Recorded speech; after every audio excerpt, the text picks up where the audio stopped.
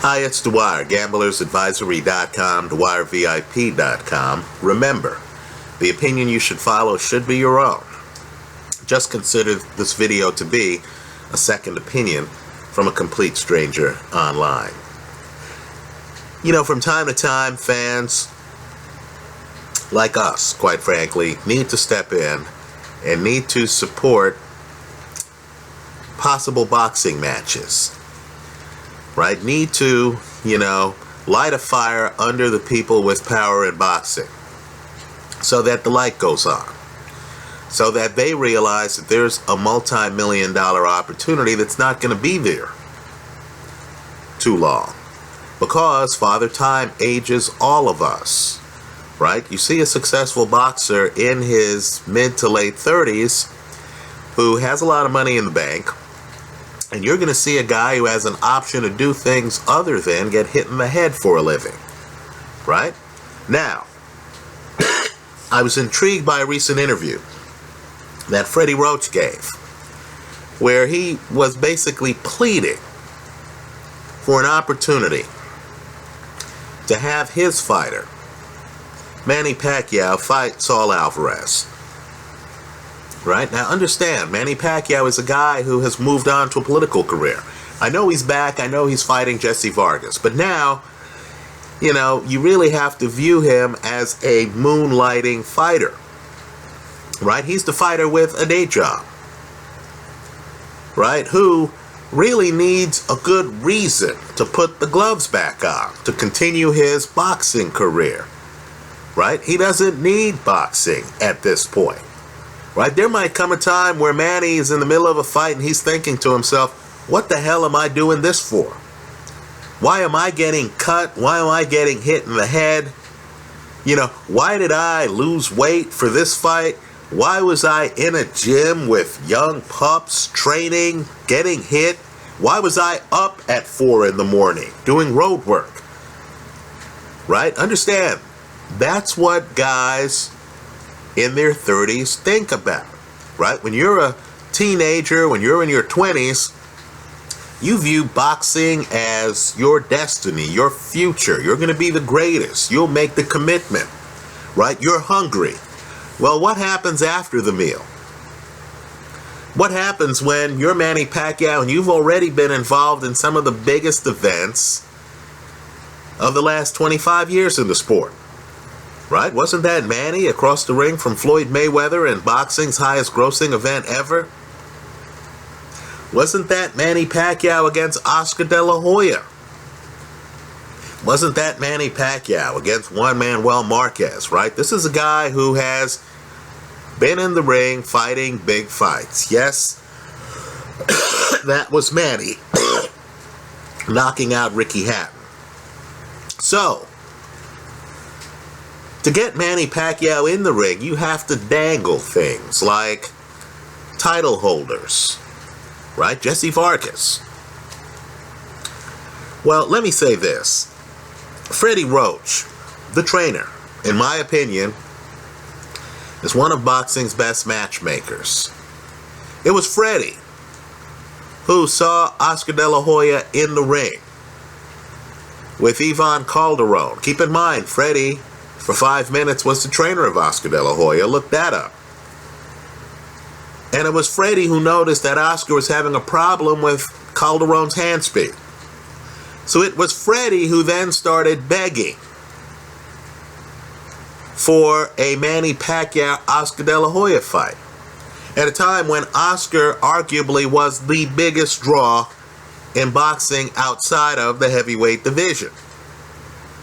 Well, Freddie was in the corner of another fighter, another future Hall of Famer, Miguel Cotto, right? And Freddie thought his fighter beat Saul Alvarez, right? They had a great game plan. Cotto is the one moving around the ring in that fight. Cotto jumps in, he throws some wicked left hooks to the body. Let me just point out, though, that yes, Saul Alvarez, of course, returned fire. Many people, Floyd Mayweather, for example, believe that Saul Alvarez legitimately won that fight. Right? I don't, nor did Freddie Roach. I encourage you to look at the scorecards. Obviously, the scorecards don't reflect what actually happened in the ring, right? Even Mayweather, who believes Saul Alvarez won the fight, questions the scorecards. Well, now Freddie wants his moonlighting part-time fighter, Manny Pacquiao, to fight Saul Alvarez, right? Understand, Bob Arum, way back in the day, used to be the promoter for Oscar De La Hoya. That's important, because the two men in recent years have had an uneasy relationship. You know the way it was. You know, it's kind of like a first wife, right? You know, hey, you're still friends perhaps, but there's some rough edges in that relationship. Manny Pacquiao is a Bob Arum fighter. Saul Alvarez is an Oscar De La Hoya fighter. The former promoter and his former fighter, in my opinion, need to get together to give us one of the biggest fights of 2017. Right? Let me say this. I have an issue with Manny Pacquiao. Right? His fight style, quickness, right? Quick strikes from outside, right? A lethal straight left hand, suddenness, right? To me, to be sudden requires a fighter to fight often, right? It's like driving to the hole in basketball, right? If you're a guy who drives to the hole in basketball, you need to keep your game fresh. You can't let it grow stale. You have to be near the gym at least, right? You have to work out. 3-point shooters, you know what? They don't, right? They can come in off the street and drain threes. I get the feeling that if some interviewer said to Reggie Miller or Chris Mullin, hey, here's a basketball, hit some threes, those guys would hit threes today at a level that the layperson couldn't dream of, right? Shooters don't lose their touch. In boxing, guys with big punches always hit hard. Right? Let's just say Lennox Lewis has been out of the ring for more than a decade. He's the wrong guy to bum rush. Right? Whatever you think about Mike Tyson, right, in the last third of his career, Mike Tyson still probably hits really hard. Right? The guys who really lose it, though, are the guys who rely on their legs, right? Power's the last to go. Your legs are the first to go. Well, with Manny Pacquiao, it's his legs and his timing. Prime Manny Pacquiao was sudden, like Sean Porter is, right? He's outside, then suddenly, bam, here he is. Look at how flush he hits guys like Chris Algieri. That's not even prime Manny Pacquiao. That's Manny Pacquiao about 10 minutes after midnight, right? Look at how flush he hits Chris Algieri, right? Algieri just cannot believe that Manny Pacquiao is able to cover that much of the ring as quickly as he does, be as accurate as he is, with as much power as he has. Let's remember, prime Pacquiao not only has hand speed, but prime Pacquiao had power. Right? Power. Now let me say this. Because Canelo is one of boxing's most devastating body punchers, right? If you don't believe me, just look at how Liam Smith is reaching for his ribs when he hits the canvas in Canelo's last fight. Right? Revisit the Canelo-Shane Mosley fight. Shane Mosley has the hand speed advantage on Canelo. But you'll notice as that fight progresses, Mosley noticeably slows down because Canelo comes in and is working his body. Right? Canelo takes away your body. Here's why I think Manny Pacquiao beats Canelo badly, even with the weight gap. It's because you cannot find Manny Pacquiao's body. Right? As I've been saying here for years, sometimes being shorter in boxing is a blessing. When you marry Manny Pacquiao's height to his foot speed, and prime Pacquiao is the top of the sport in terms of foot speed, being able to move around the ring.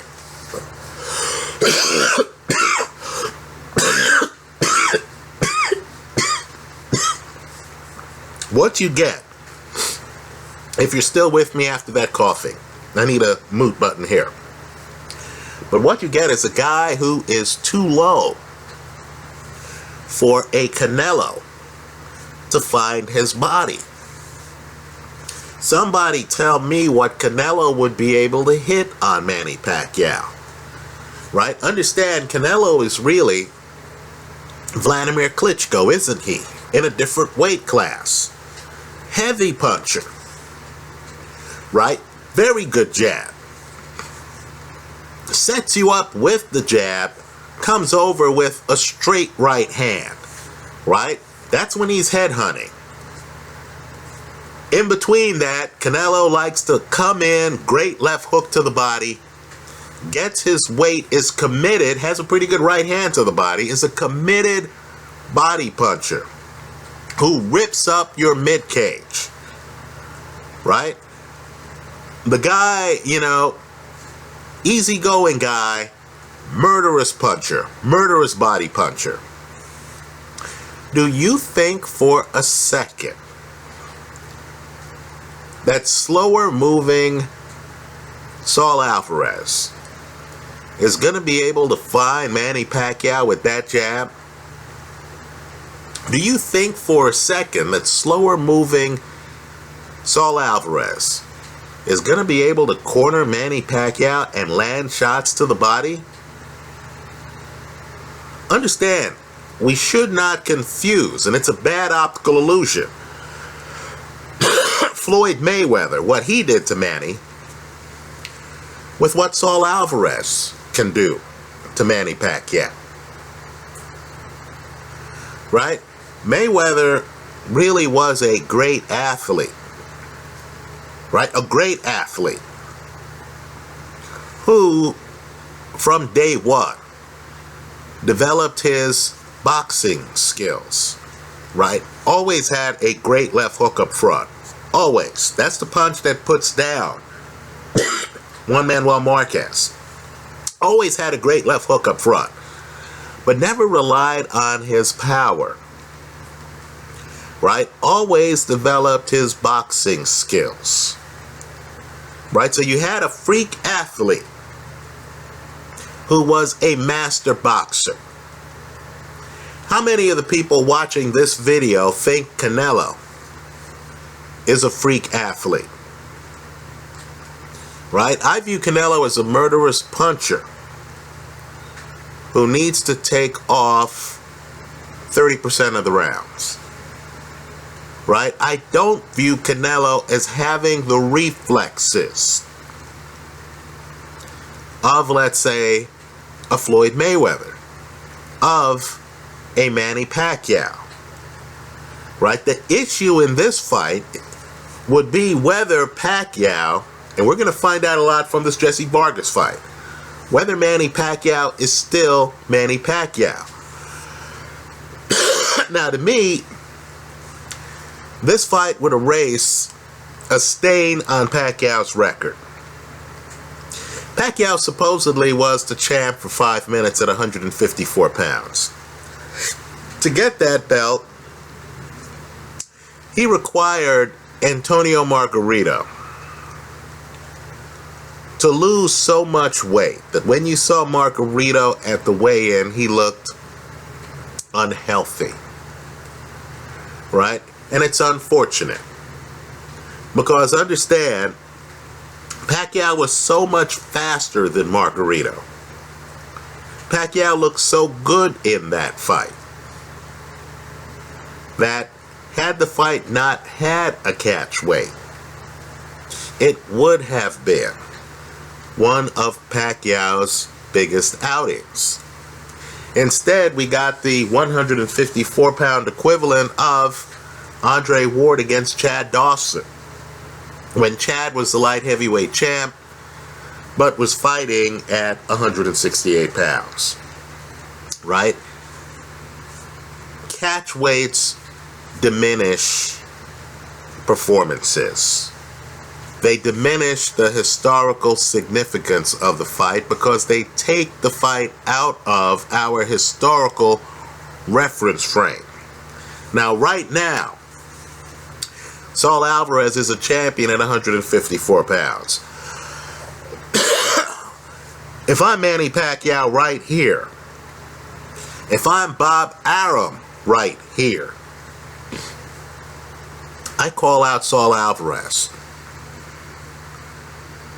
Right?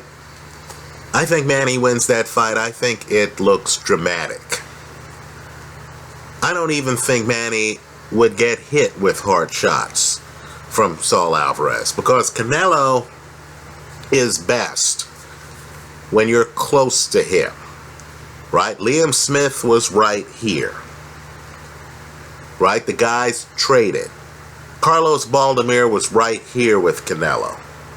Shane Mosley was right here with Canelo. You start moving around the ring, Canelo has problems.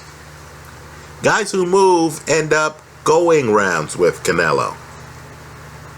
Right? Erislandy Lara, the distance. Cotto, recent fight, the distance. Austin Trout, the distance. Right? If I'm Manny, I don't even have a rehydration clause in the contract. Because there comes a time where, if Canelo gains the weight to come in the ring weighing in the 170s, that weight is going to hurt him. Right? The extra weight will make him slower, will make him tire faster. Neither of those attributes help you against Manny Pacquiao. So, this is a plea to Bob Arum. It's a plea to Oscar De La Hoya. Make this fight. I think it would be spectacular for boxing. When you're dealing with graybeards in boxing, people like Manny Pacquiao, right? He's already known worldwide, right? He's already won political office in the Philippines. He doesn't need another photo opportunity, right? We should feel lucky that Manny Pacquiao, who has gotten so much from boxing, is still hanging around the sport. Because quite frankly, guys like this, same thing with Vladimir Klitschko, guys like this really don't need to go further. Right? But understand, if you're going to keep Manny in the sport, you have to make it worth his while. Same thing with Vladimir Klitschko, right? You have to have Klitschko fighting guys with belts. Right? Manny Pacquiao, in my opinion, needs to fight one of the biggest cash cows in the sport of boxing. Saul Alvarez is in his prime. I'll give Saul Alvarez credit. He has fought very tough opponents.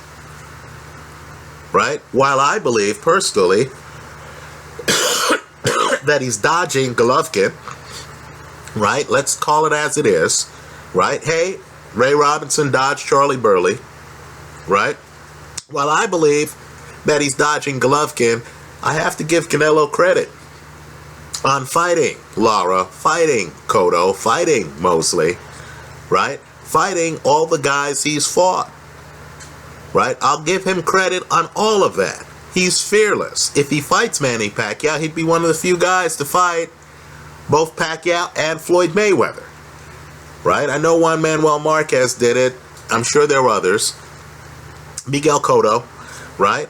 But understand, in terms of legacy, it would be a big fight on his resume. But at the end of the day,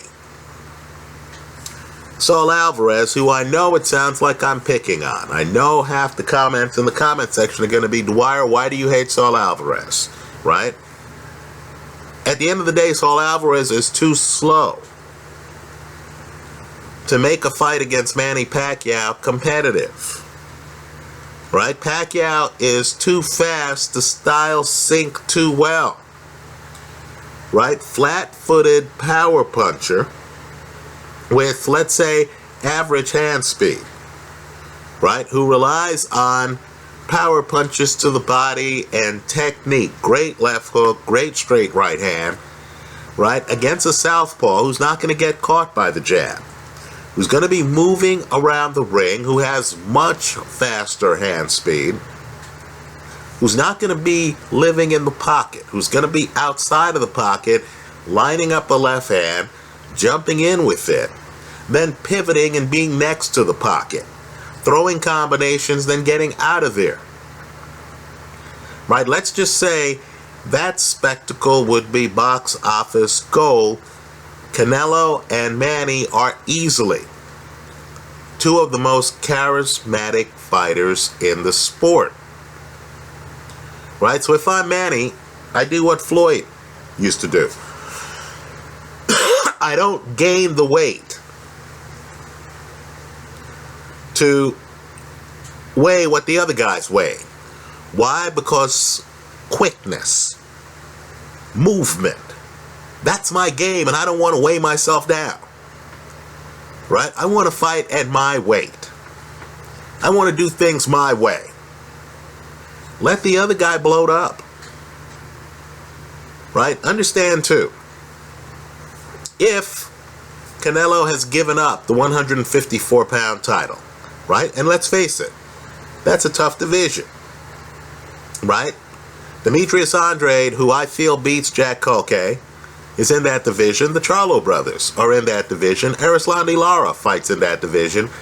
If Canelo has looked over his shoulder and realizes, look, man, there's too much risk here. And if he says to Manny, fight me at middleweight. If I'm Manny Pacquiao, I accept the challenge. I come in weighing no more than 152 pounds. In my opinion, it doesn't matter what Manny weighs. He's going to get hit about as much as he was hit in the Margarito fight, which means not much at all. What I want people to do is to look at Manny Pacquiao at the end of his fight against Margarito. The reason why I'm saying Margarito is he's one of the physically bigger guys Manny's fought. Manny looked like he was just getting started.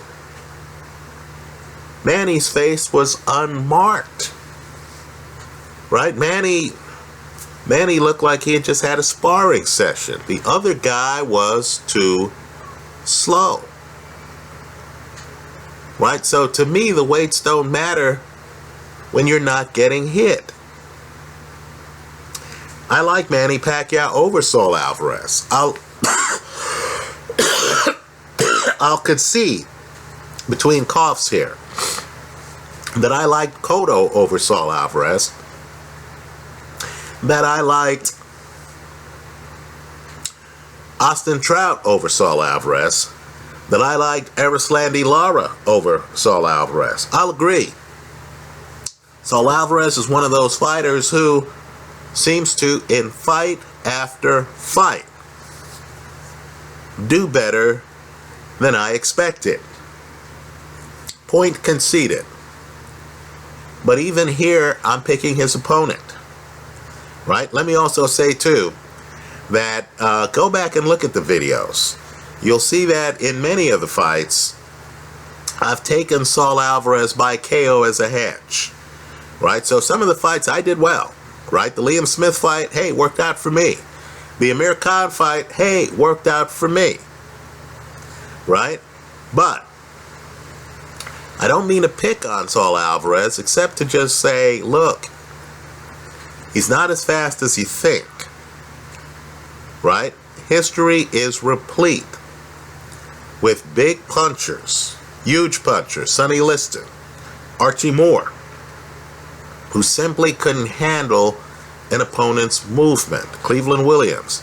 All three fighters I've just named hellacious punchers were all beaten by Muhammad Ali. I think Manny Pacquiao has off-the-page foot movement. At least prime Manny Pacquiao did. Right? If that fighter still exists, yes, I think he beat Saul Alvarez. That's how I see this potential matchup. Let's hope it gets made. I don't even mind being shut up here online. Just give us a great fight. Let me hear from you. What are your thoughts? I hope you leave your comments in the comment section to this video. Thanks for stopping by.